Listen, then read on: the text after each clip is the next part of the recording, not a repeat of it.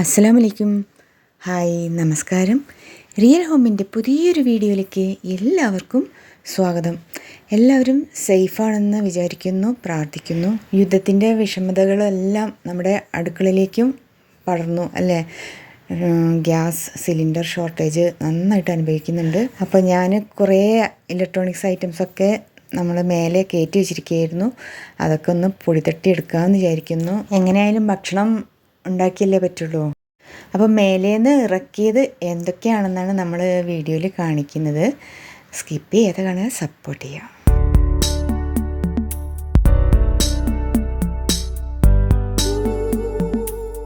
ചില ചെറിയ ടിപ്സൊക്കെ ശ്രദ്ധിച്ചാൽ കുറേ കാലം നമുക്ക് ഗ്യാസ് ലാഭിക്കാം. ബർണർ എപ്പോഴും ക്ലീനാക്കി വെക്കുക. അതുപോലെ ഹൈ ഫ്ലെയിം ആക്കാതെ ലോ ഫ്ലെയിമിൽ പരമാവധി നമ്മളത് യൂസ് ചെയ്യാൻ നോക്കുക. പിന്നെ ഇങ്ങനത്തെ പയറുവർഗ്ഗം കടലകളൊക്കെ കുതിർത്തിട്ട് നമ്മൾ കുക്കർ മെയിനായിട്ട് യൂസ് ചെയ്യുക. കുക്കറിൽ സെപ്പറേറ്റേഴ്സ് യൂസ് ചെയ്താൽ അത്രയും നല്ലത്. ഇതൊക്കെ എല്ലാവർക്കും അറിയുന്നതാണ് അല്ലേ? നമ്മളിപ്പോൾ ഗ്യാസ് പരമാവധി ലാഭിച്ച് പറഞ്ഞാൽ യൂസ് ചെയ്യാതെ വേറെ ഇലക്ട്രിക് കൊണ്ട് വർക്ക് ചെയ്യുന്നതൊക്കെയാണ് യൂസ് ചെയ്യുന്നത്. വെള്ളം ചൂടാക്കാനും തിളപ്പിക്കാനൊക്കെ ഇലക്ട്രിക് കെറ്റിൽ, മുട്ട പുഴുങ്ങാനൊക്കെ അങ്ങനത്തെ എഗ്ഗ് ബോയിലറും, അതുപോലെ നമ്മൾ ഇലക്ട്രിക് ഗ്രില്ല് എടുത്ത് താഴെ വെച്ചിട്ടുണ്ട്.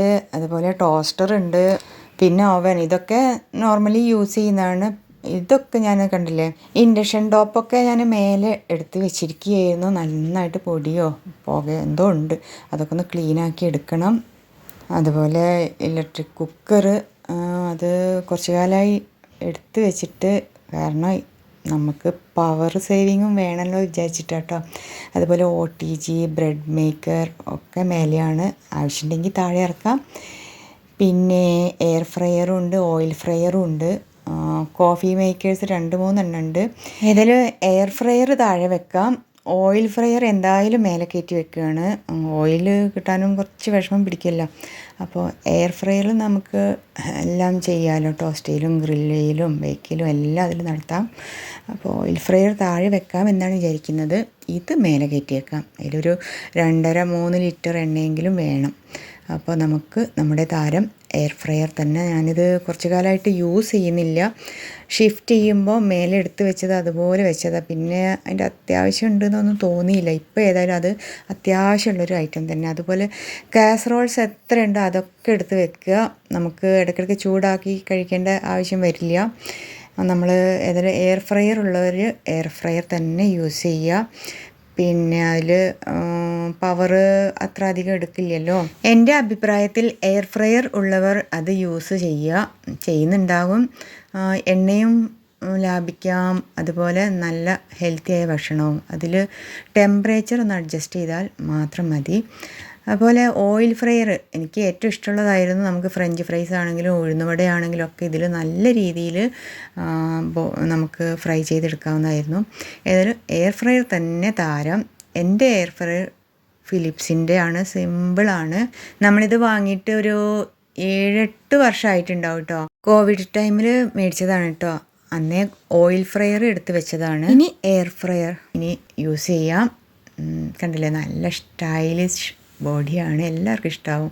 നല്ല എന്താ പറയുക, നല്ല ക്യൂട്ടാണ് നമ്മുടെ എയർ ഫ്രയർ ഫിലിപ്സിൻ്റെ.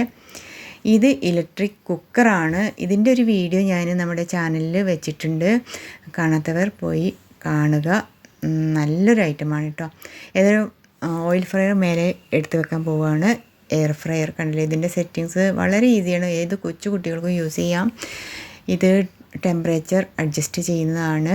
80 തൊട്ട് 200 വരെ ഉണ്ട്. അതുപോലെ ടൈമറാണ്. ടൈമർ നമുക്ക് നമ്മുടെ ഓയിൽ ഫ്രയർ പോലെ ഇത് യൂസ് ചെയ്യാൻ പാടില്ല. അതിൻ്റെ കുറേ ദോഷവശങ്ങളും ഉണ്ട്. അതൊക്കെ ശ്രദ്ധിച്ച് വേണം എയർ ഫ്രയർ യൂസ് ചെയ്യാൻ. ഏതായാലും ഇലക്ട്രിക് കുക്കർ തീർച്ചയായിട്ടും ഞാൻ താഴെ വെക്കുന്നു. ഇതിൽ സെപ്പറേറ്ററും എല്ലാം അടങ്ങിയതാണ്. അതിൻ്റെ വീഡിയോ ഉണ്ടെന്ന് ഞാൻ പറഞ്ഞു അല്ലേ, മറക്കാതെ കാണുക. പിന്നെ ചെറിയൊരു അടുക്കളത്തോട്ടം, എന്തായാലും വില കൂടും പച്ചക്കറിക്കൊക്കെ. അപ്പോൾ സെറ്റ് ചെയ്തിട്ടുണ്ട്. ചീരയും വെള്ളരിക്ക, തക്കാളി, പച്ചമുളക്, പുതിന, മല്ലിച്ചപ്പ് പറിച്ചിട്ട് തീർന്നു. ചീര ഇനിയും വിത്ത് പാകാനുള്ള തയ്യാറെടുപ്പിലാണ് കേട്ടോ. പെട്രോൾ ഡീസൽ ക്ഷാമം വരുമ്പോൾ വില തീർച്ചയായിട്ടും കുതിച്ചു വരും. അതിന് നമ്മൾ ചെറുതായിട്ടെങ്കിലും ഒന്ന് തയ്യാറെടുക്കണം. അപ്പോൾ എൻ്റെ വീഡിയോ കുറച്ചെങ്കിലും നിങ്ങൾക്ക് യൂസ്ഫുൾ ആയിട്ടുണ്ടെങ്കിൽ ഒരു ലൈക്ക് തരാൻ മറക്കരുത്. അതുപോലെ സബ്സ്ക്രൈബ് ചെയ്യാത്ത ഫ്രണ്ട്സ് സബ്സ്ക്രൈബ് ചെയ്ത് നമ്മളൊന്ന് സപ്പോർട്ട് ചെയ്യുക. അപ്പോൾ അടുത്തൊരു നല്ലൊരു വീഡിയോ ആയിരിക്കും. അസ്സലാമു അലൈക്കും, നമസ്കാരം, bye. Thank you for watching my video.